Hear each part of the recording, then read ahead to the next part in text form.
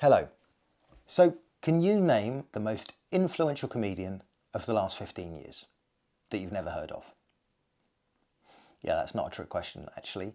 The question, of course, is unanswerable, which is either a very clever philosophical way of starting a video or a terrible way of starting a video. I genuinely don't know which, but I've done it. But it's very close to a question that I asked James Acaster when I was interviewing him late last year. By the way, if you don't know who James Acaster is, he's probably the most critically acclaimed British comedian of his generation, maybe global comedian of his generation, and someone who cares passionately about comedy, and therefore what he says has real weight, real heft. And I asked him that question because I've been a comedian for, well, since I was 15. And I've got some friends like James that became worldwide stars or national celebrities. And I've seen, up close, also, some of the best comedians of my generation not become worldwide stars and national celebrities. And so this video is the first in a series of videos that looks in detail about the idea of meritocracy, of success, and what we get right and wrong about it. So I was really curious about what James's answer would be. And it was both an honest and insightful answer, and it actually speaks to a lot of what's going on in our lives in general. Because it's an answer that looks at the hard facts of success, as well as the clear fallacy of meritocracy. And you'll understand exactly why that question is unanswerable and how it shows clearly that the idea of meritocracy that we all operate under is absolute hogwash. Yeah, for washing hogs. Anyway, here's James. Is there anyone that you've worked with comedically that you think is better than their luck ended up being comedically? So, for example, people that you think are really funny, but for some reason something happened in their life, something kind of like the way that things ended up, and it isn't really to do with their own ability as a comedian or their ability to be able to focus, but is actually about something outside of it. Like, would there be people like that Yeah, I you'd, mean, I'd hesitate to name them because, like, you don't want to out them as kind of like yeah, there's this person but that I someone who I'll say because I think she has spoke about it. She speaks about it loads, all the time, online, on stage, and all this. So it's not me telling tales out of school. But Louisa is someone who I think, again, what would Beyonce do is one of the most significant shows yeah of my generation of comics. Um, and again, very easy for people to write it out of history, I think, or yeah people who don't know about it, who didn't come up at the same time as it, to not really appreciate what it meant. That show legitimized the free fringe in a way that yeah shows before, which had all been brilliant, but hadn't quite done yet. And obviously, John Kearns is one of my favorite comedians, and him winning the newcomer also legitimized the free fringe. But the year before him was Louisa yeah doing that show and doing a show that she had put loads of her own money into the PR, which she didn't have loads of cash lying around. She really went all in. It was very easy for comics to be cynical about that and go like, look how much, Louisa's putting into the PR for her Free Fringe show, and being quite, I think there was a lot of cynicism directed towards that show that was quite hypocritical. yeah Everyone else was doing shows on the paid fringe, PR was getting behind it. So yeah why someone doing it independently on in a free venue? Why shouldn't they yeah advertise? Was that show less than than your shows? No, and and then she would promote it a lot online and be like, it was sold out again today, it was full, and all of this. And again, comics at that point, I don't think were used to tooting their own horn and doing that. So like, comedians like, and uh, this is again something that I think is not as present in comedy now, and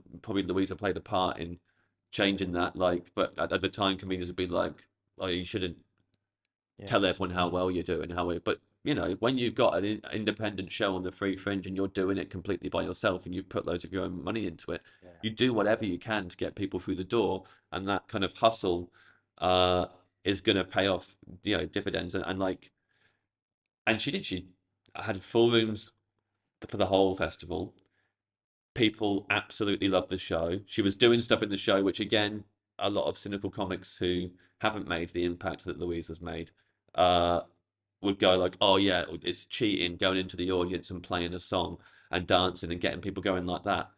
Go and see the show. It's not cheating. It's if you're making everyone in that room feel great Yeah. and it's really fun, and then you go into a really personal story about a breakup and you make that funny as well, Yeah. and then you put another like massive big Beyonce track on and you dance with everyone.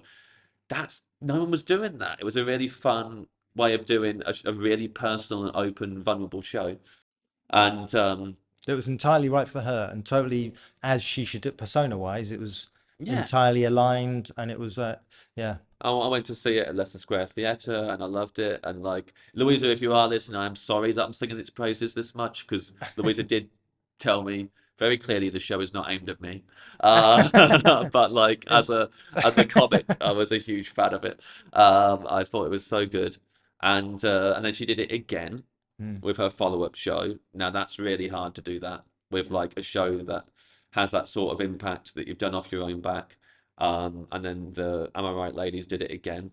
And you know, people can I'm not going to speak about Louisa's personal life. She's done it publicly and people can look it up online mm. and it's not as you know, I'm making it sound like you know way way more I don't know Well, but she was because she was the first person to talk in those terms. It's like, yeah, there wasn't that kind of, and also make it uplifting. Like a lot of personal shows that might talk about, whether it's somebody dying or a breakup can actually be quite heavy or leaden, but it was celebration.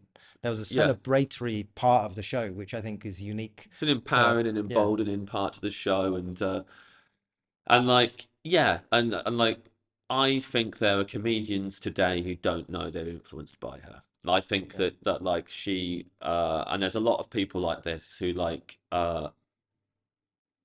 who kind of end up watching the comics they influenced on TV mm, and or listening to their podcast that everyone's listening to or whatever. And I don't think people will know how much before Louisa did those shows at Edinburgh, especially the What Would Beyonce Do show, um, the difference in how people approach the fringe. And there'll be some people now, like fantastic new comics, who approach the fringe and follow Louisa's kind of blueprint, and yeah. probably don't know that that's what they're doing because, you know, she did that show before they started stand up. Now, I want to be clear. I know Louisa, and I absolutely agreed with James. Louisa is an incredible comedian and has been overlooked for all the reasons James mentioned, and more. So I decided to talk to Louisa, and I interviewed her later that same month, and part of her interview follows. But before I move on to looking at what Louisa said, I want to talk about what James said just for a moment, which is about what we all believe. What we have to believe, really, that we live in a meritocracy, that the best people rise to the top, that if you work hard enough, if you're talented enough, if you keep going, it pays off. It has to. In fact, it's the whole story that every culture tells itself. Work hard, be good at what you do, the rest follows. In fact, in a way, it's not just a belief, is it? It's like the thing that holds the entire psychology of the economy together, like our whole economy. If you pull it out, a whole load of other things collapse. Nobody would get out of bed. It's basically the Jenga brick of Western civilization. We believe in meritocracy in the same way that we believe in a balanced diet, mostly theoretically, with occasional exceptions that we don't mention. The idea that outcomes are fair, that success means something, that people at the top deserve to be there. We just feel it in our gut. Even if our head knows it's not right, we feel it in our gut. But this interview and the evidence that I'm about to show you tells a different story. Not that talent doesn't matter, it absolutely does, but that talent and recognition are two completely different things. And we've been confusing both of them for so long that we've built an entire system on that confusion. And there's a name for what James is talking about, that talent and recognition are two totally different things. And the name for what actually is happening was not identified obviously in comedy, nor in the arts, but in World War II. And I've mentioned this before, but it's worth mentioning again. During the Second World War, the Allies faced a problem. Planes were coming back, riddled with bullet holes. So engineers carefully mapped where each plane was hit. Wings, tail, fuselage. I don't technically know what a fuselage is, but that's one of the places. And the Instinct was obvious. What we need to do is reinforce those areas. But the statistician, Abraham Wald, said, hang on, no, actually, those bullet holes aren't the damage that matters. And the engineers were like, what do you mean? Are you mad? They're bullet holes. They're holes in a plane. They matter. You're not an engineer. You don't understand. We need to make sure there aren't bullet holes in the plane, you idiot. You're just not a serious engineer, are you? But Abraham said, and this is sounding weirdly biblical, but Abraham said, no, those bullet holes are the damage in the planes that came back, that survived. Otherwise you wouldn't be able to log them.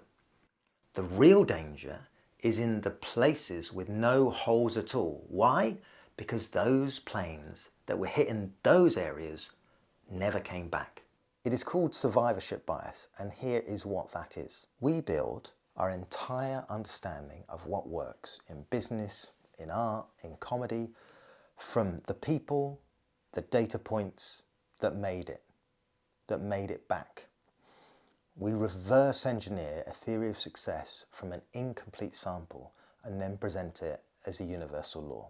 In fact, it's only the fact that James Acaster himself, one of the most critically acclaimed British comedians of his generation, named Louisa, someone in the industry that the industry didn't back, that this whole thesis is something that you're even hearing about.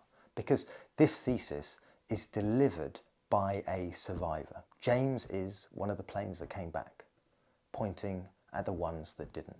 So Abraham Wald's paper, which was pithily titled Method of Estimating Plane Vulnerability Based on Damage of Survivors, was published by the Statistical Research Group at Columbia University in 1943. And actually, it remained classified until the 1980s, when it was finally declassified. Then, that's when people recognised it as him describing something that happened everywhere. And that's a baton that's been run with in many ways. Like, for example, in 2009, Nassim Nicholas Taleb formalised an idea called the black swan. The idea that silent evidence, the data that we can't see because it didn't survive to be counted, systematically distorts our picture of reality, of now. And he used the example of ancient writers. Like, we assume that ancient literature was brilliant, right? Because the ancient texts we have are all brilliant. But we've only got the ones that people thought were worth copying down and preserving. The rest is gone. We're reading the survivors and calling it a representative sample. So James just told you that Louisa Omielan's What Would Beyoncé Do influenced a generation of Edinburgh comics, that comedians doing their shows right now are following her template, her blueprint, without even knowing it. And most of you have never heard of her either. And that's not because it wasn't significant, that she isn't significant. That's because significance and institutional recognition are two totally, completely different things. And we've confused them for so long that we've forgotten that those two things were ever separate. So let's hear what Louisa says about this. Because I interviewed her about a month later, and I interviewed her not just about what she's done, but also the incredible things that she's still doing. And to be honest, I've known Louisa for years, and we know survivorship bias in detail and up close. Because not only have we both experienced being shot down tens, if not hundreds of times, so much so that we can talk about the mechanisms in detail, but we also know tens, if not hundreds, of other comedians like ourselves who never made it back. Never made it back to see the glory of success. I remember because I had tried to get a PR and I couldn't hire a PR to do it. Like, nobody would touch it. And then I tried to get like an agent and promoter to help me take it up. This was before I went up to Edinburgh, and I was working 3 jobs a day to save up for August, to be able to do August. And I put everything, I'd done Edinburgh several years in a row, but I'd done 2-handers, 3-handers, kids improv, adult improv, like all the different types of shows. And it was the time for a solo show. It was the time for me, like, creatively to be like, challenge yourself with an hour. And you're supposed to do it with a team. You're supposed to do it with an agent, with a promoter, with a PR, with a whole team to you like, need push that, you, you to need push you, right? Yeah. So when I got the Meadow Bar, which is a 60-seater room above a pub, slightly off out of the centre, not out of the centre, but like it's a great venue. But like, I was excited to be there. There's a guy called Zach who was the chef there, who's amazing. He made an amazing burger, and he named it after me. And then he's left. I'm very sad because it was a very good burger. Anyway, Well, the whole Meadow Bar isn't open anymore. It's something else now. It's not even the Meadow Bar. That's rubbish. Yeah. But I remember doing the show, and I remember at the time there was lots of male comics, and their show title would be their name in the title of the show show. And I'd be like, oh, but nobody's going to care who Louisa Omielan is. Like, nobody's going to care who Louisa... Like, how do I... And when I would do comedy, often I would die on my ass and bomb. But other times amongst my friends, or if there was a group of girls in the room... Well, it wasn't just about friends, but you could galvanise a room. Yeah. Like when everyone was with you. And it wasn't...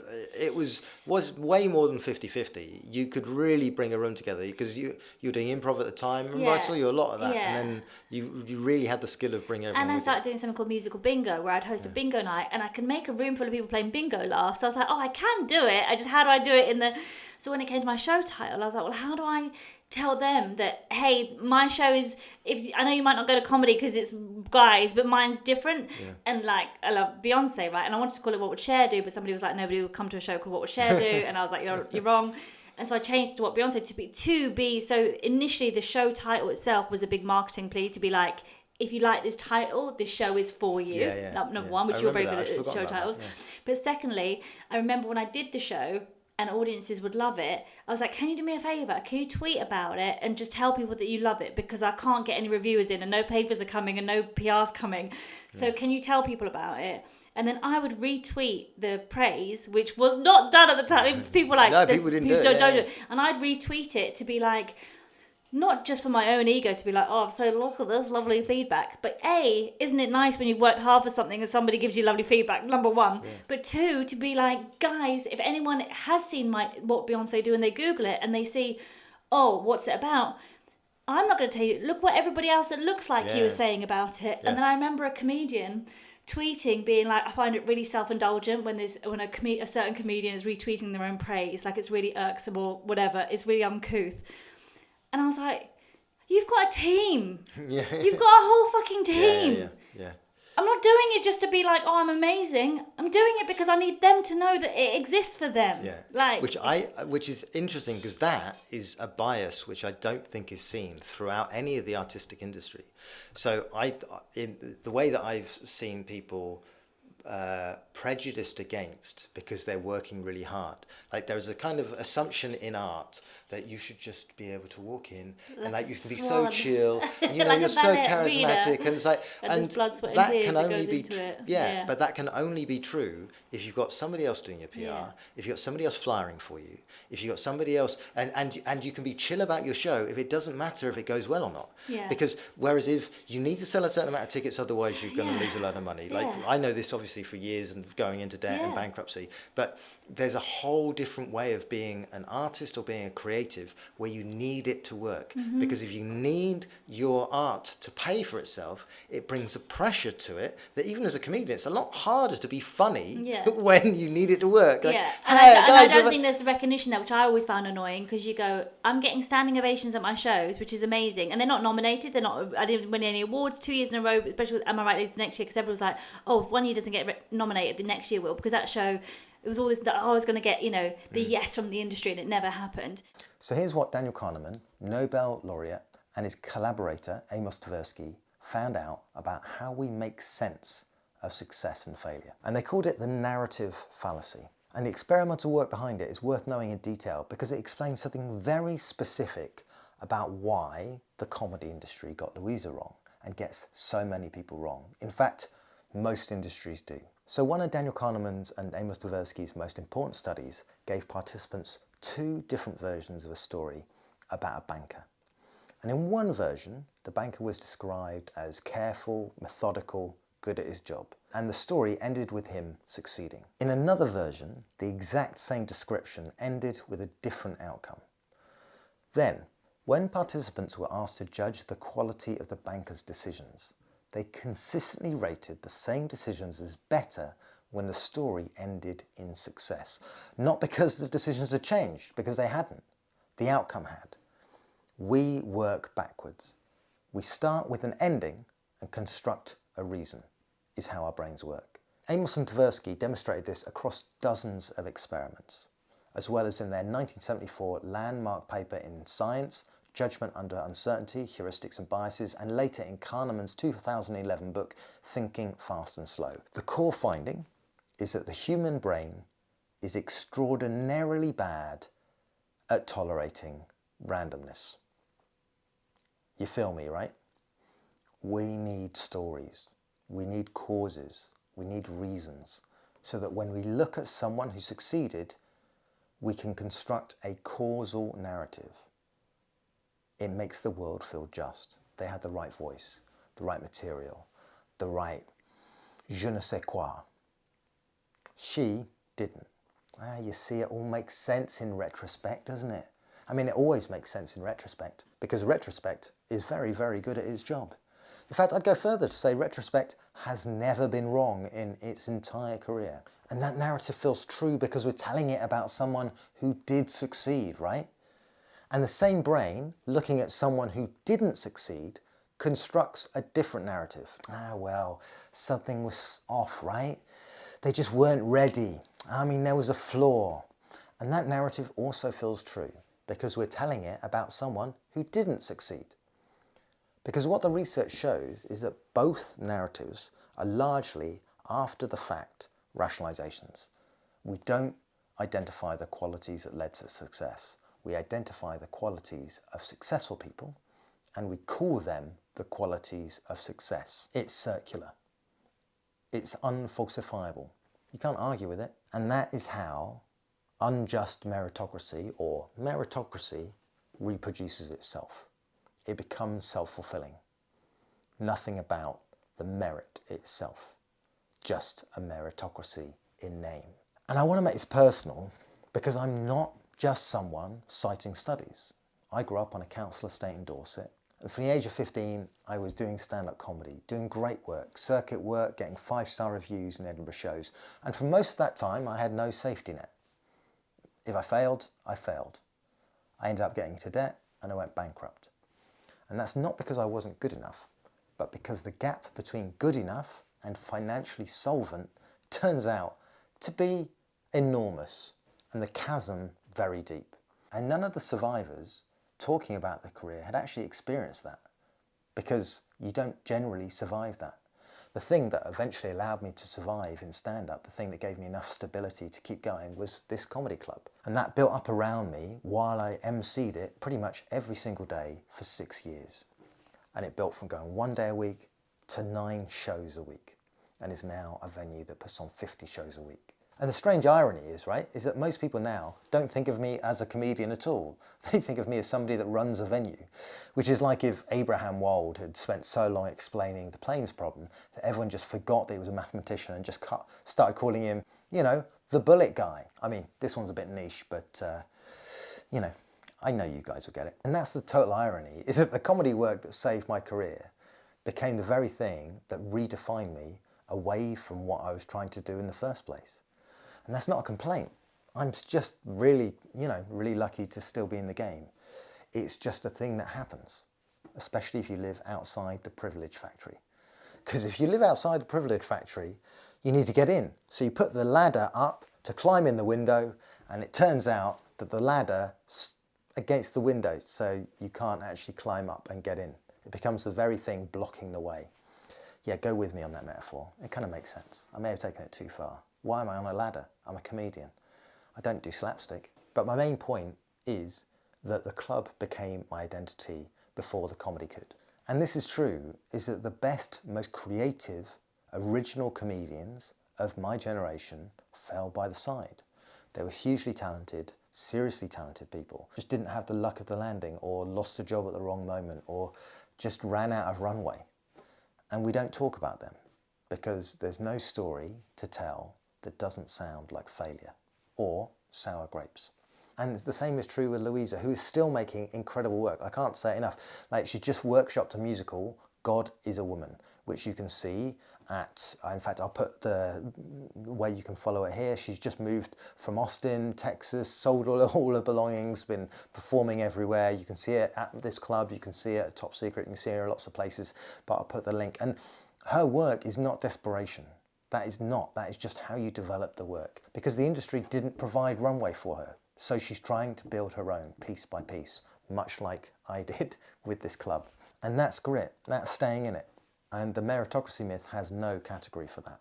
It's all well and good if we're in a society that you're like, oh, well, you're a millionaire, you won the race of life. And you're like, that's great, you won the race, that's what we all want.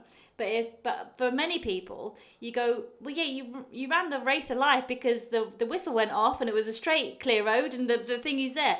Whereas the rest of us, some of us are here with like gangrene that you gave us. Like, it wasn't that we weren't born with, like, you're calling it gangrene. I think it's quite beautiful and a skill and something different and unique, but you're calling it, and then like we're there trying to fucking go with it, and like we get halfway across the race and you're like, yeah, well, you know, you're not as successful as that guy. And you're like, the fact that I've got halfway carrying this shit is pretty fucking, Yeah. why is that not celebrated? That you're not taking into account how much harder some people have to work just to get. In Louisa's analogy, the meritocracy myth doesn't just fail to account for the gangrene, it calls the gangrene a personality trait. It says, yeah, there's something slightly off about this person. They're too intense, they're a bit too much, didn't quite fit. Jog on, well, limp on. So thanks for watching. In next week's episode about meritocracy, I'm going to talk about what happens when the things that you have to do to survive are the exact things that stop people from backing you.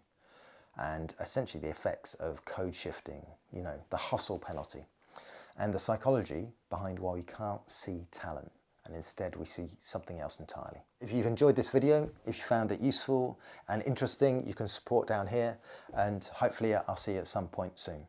Thanks for watching.